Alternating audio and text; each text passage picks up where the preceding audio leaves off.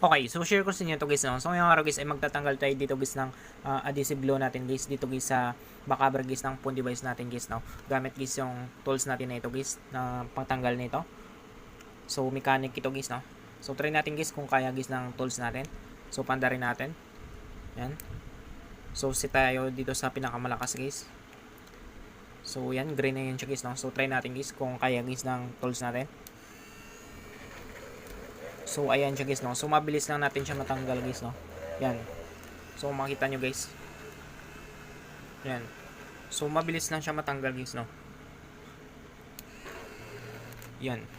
So tanggal siya agad guys. Yan.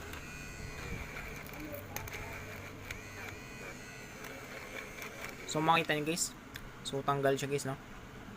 Yan. So mabilis natin siya matanggal guys gamit guys ng pangtanggal natin guys ng adhesive na ito guys. Yan.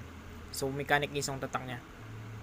So I hope guys na makatulong sa inyo itong video tutorial natin. Sa mga bago pa lang sa ating channel, huwag natin kalimutan guys click guys yung subscribe at yung notification bell button para ma-update ko kayo guys sa susunod natin guys na video tutorial. Thank you guys and God bless sa lahat.